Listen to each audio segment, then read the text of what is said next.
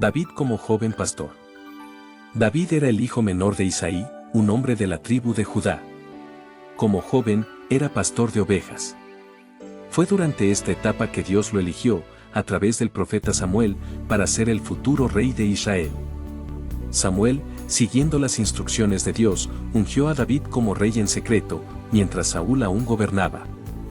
Esta unción, a pesar de no haber sido pública, marcó el inicio del destino de David. David y Goliat.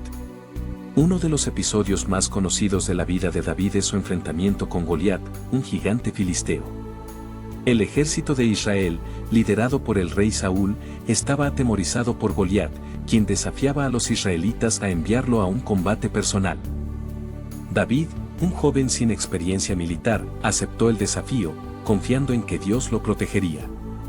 Con una honda y una piedra, David derribó a Goliat, demostrando su fe en Dios y su valentía.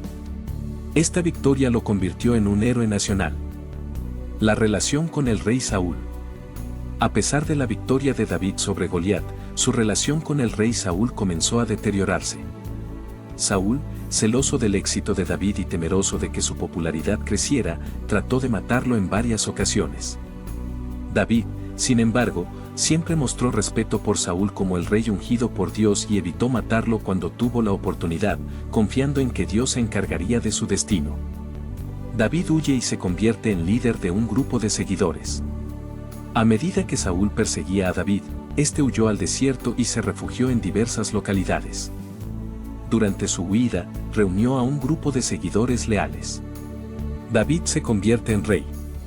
Finalmente, después de la muerte de Saúl y su hijo Jonatán, amigo cercano de David, en la batalla contra los filisteos, David fue proclamado rey de Judá y, más tarde, de todo Israel.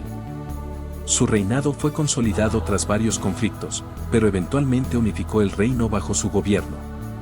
El traslado del Arca de la Alianza y la conquista de Jerusalén. David también es conocido por haber trasladado el Arca de la Alianza a Jerusalén, lo que simbolizó la centralidad de Dios en la vida del pueblo de Israel. Jerusalén, que anteriormente no era una ciudad importante, se convirtió en la capital del reino bajo su liderazgo. Su habilidad como líder militar le permitió expandir las fronteras de Israel y consolidar el reino. El pecado de David con Betsabé. Uno de los episodios más controversiales de la vida de David fue su pecado con Betsabé, la esposa de Urías, un de sus soldados. David la vio desde su palacio, cometió adulterio con ella y luego trató de ocultar su pecado, mandando a matar a Urías en la batalla. El profeta Natán lo confrontó por su pecado, y David se arrepintió sinceramente. A pesar de su arrepentimiento, las consecuencias de su pecado afectaron su familia y su reinado.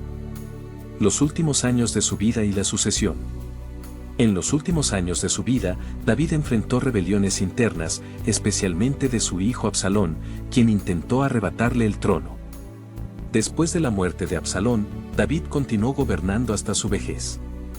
En su lecho de muerte, David designó a su hijo Salomón como su sucesor, asegurando la continuidad de la dinastía davídica. El legado de David. David es recordado como un hombre conforme al corazón de Dios, a pesar de sus fallas y pecados. Su vida es un testimonio de la fidelidad de Dios, quien lo eligió a pesar de ser el hijo menor de una familia humilde. Dios hizo una promesa a David de que su linaje sería eterno, y esta promesa se cumplió a través de su descendiente, Jesucristo, quien es llamado el Hijo de David. David es también el autor de muchos de los salmos, que son canciones y oraciones que expresan su profunda relación con Dios. Su vida está llena de momentos de victoria, arrepentimiento, fe y conflicto, lo que lo convierte en una figura compleja pero ejemplar en la historia bíblica. ¿Te gustaría conocer más sobre algún episodio específico de su vida o algún detalle en particular?